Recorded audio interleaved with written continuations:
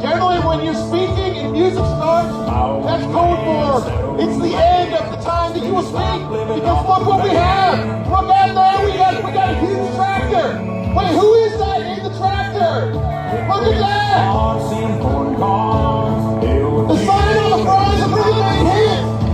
Wearing cotton weed and gold. He's got the red, white, blue, brown, high on the farm. Samurai tattoos, like don't spend a little more in the store for a tag and a bag. He says USA, you won't find nothing that he can't fix. With W40 and a Craftsman wrench, he ain't really does. He's just made in America.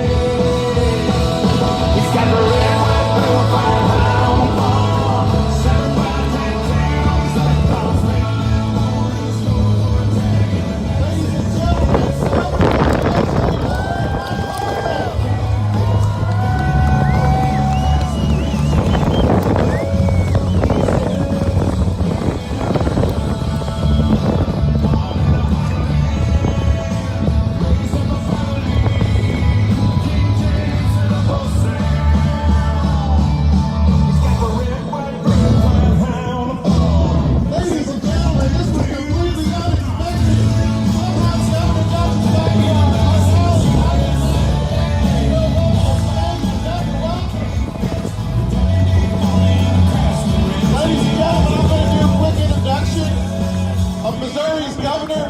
You know, I've known Mike Parson for as long as I have been in politics and been working down there in Jefferson City, and I'm going to tell you what, nobody that I know of is fought harder for the liberties and the great policies that we support like Mike Parson. And I'll tell you what, as much as somebody from the Senate likes to be able to say that they can do it without the governor, we couldn't do it without the governor. Mike Parson's a strong conservative. He believes in the founding principles that have made Missouri strong. And he's the guy that in 2.5 weeks is going to be elected to 4 more years of Republican leadership in the state of Missouri. So ladies and gentlemen, please give a fantastic welcome to Missouri's governor, Governor Mike Parson. Man, thank you, Bill. Hey, how's St. Charles County doing? Any Trump fans out here? Come on, is there any Trump fans out here? Yeah, there is. Man, it's great to be here. What a great way to show up at an event. You guys are first class here on that. Listen, I want to thank you. Before I get started speaking, I want to tell you about a phone call I received several months ago from the President of the United States. He said, Governor, would you co-chair my campaign in the state of Missouri? Never was so honored to receive a phone call from the President of the United States, and I told him, when that train comes to Missouri, we'll all be on it. And you know where it's going to stop? 1600 Pennsylvania Avenue is where it's going to stop. Let me take you back. Let me speak from my friend real quick. Remember, just a little over 3.5 years ago, when he stood up on a stage with a lot of Republican candidates. He stood up on a stage with a lot of Democrats that he had to fight with. You know what the President told us all back then and there? And how many politicians have got up and said, I'm going to do A, B, C, D, and all these things, and we're still waiting on all those things to do. But let me tell you what the President of the United States did. He got up there and he says, you know what, if I'm President, I'm going to build a wall. He built a wall. He said he was going to protect the unborn. He's protected the unborn. He said he was going to protect our Second Amendment. How about that one? Said he was going to bring more jobs back to this country from overseas. Said he was going to build businesses up. He said he's going to make stronger trade agreements with China, with overseas companies. You know what he's done? Everything he said he was going to do. Why would you want to change success? I tell you what, I'll tell you a little story about the vice president too. I got to meet him and the first lady have several times. I'm going to tell you a class act, him and his wife are. Tell you a little country boy story real quick. Not too long ago, I was on the farm, and we had a water gap that got washed out. Me and my son are in the middle of a creek bed with rubber boots on. He's got his bird dogs out there, and my office says, the vice president's trying to get a hold of you. I said, you serious? I said, well, tell him I'll call him back. You know, what do you say? They said, no, he wants to talk to you now. So I'm standing in the middle of a creek bed. Now, this is just the kind of guy he is, so I want to share this with you. So he's talking about official stuff for a minute. I said, Vice President, he said, what are you doing? I said, well, I'm in the middle of a creek bed trying to fix the fence. What I'm doing. He said, well, that sounds like a Missouri governor would be doing that.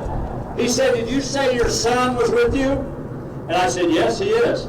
He said, let me talk to him. And the Vice President of the United States took time to talk to my son. That tells you the real character of who that guy is, I can tell you that. I'm proud he's my Vice President. Let's talk about Missouri for a second, though. Let's talk about where we are in this state. And let me tell you what we're up against in this election for the President and the Vice President and for me as governor. We are truly up against socialism.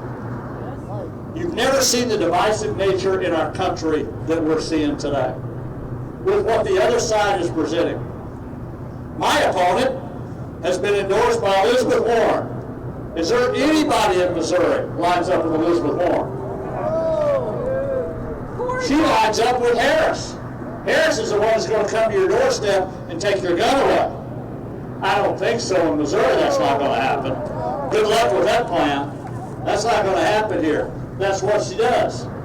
She believes with Harris with the new Green Deal. How about that thing? Cost all of us about $90,000. How many of you out here got a $90,000 check in your pocket? If you do, you can help me on my campaign if you have that. We're not going to be doing no new Green Deal. Let me tell you something. I got cows on my farm out there every day.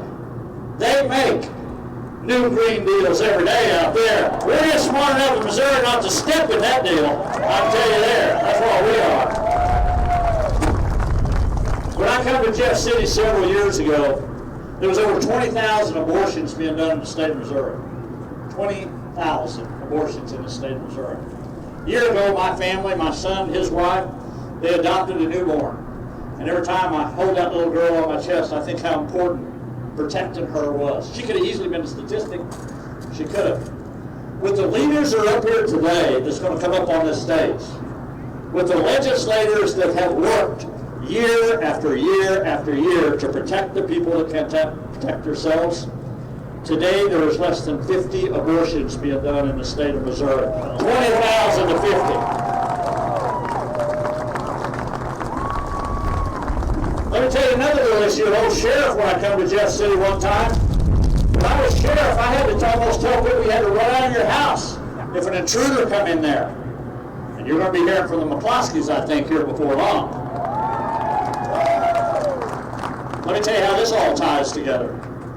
Years ago, I sponsored a piece of legislation, me and a former sheriff, called the Castle Doctrine in the state of Missouri. We passed that because I knew how important it was. I had no idea there was going to be national news protecting the McCloskey family and all of us out there that believes in the Second Amendment.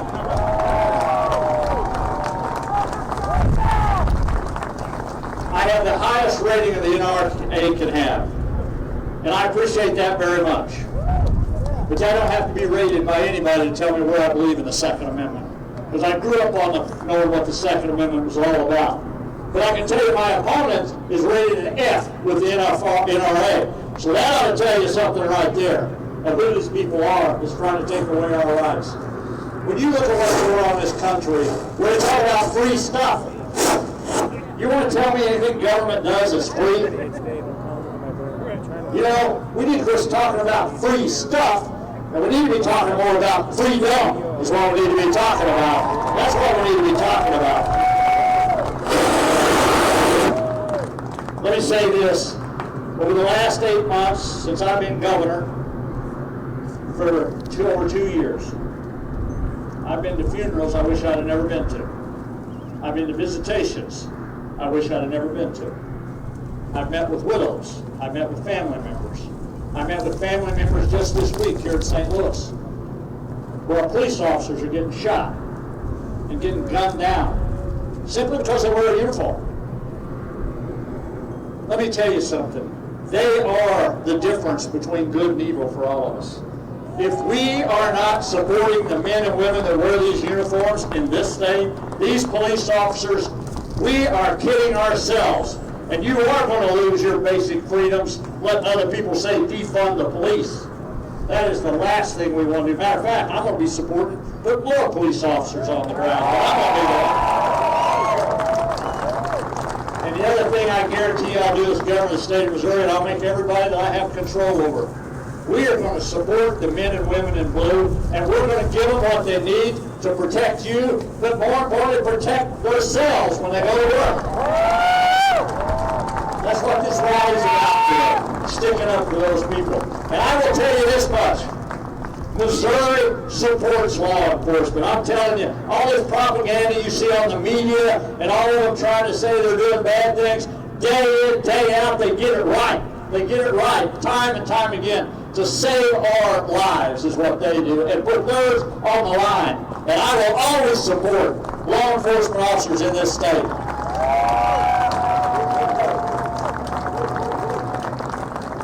Now let me finish up by saying this, because why you're here today and why I'm here today.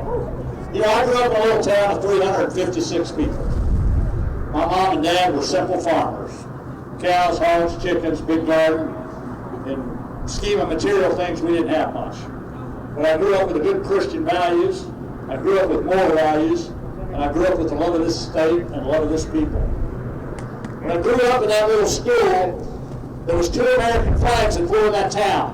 One was over the post office, one was over the schoolhouse. And I said the Pledge of Allegiance every morning.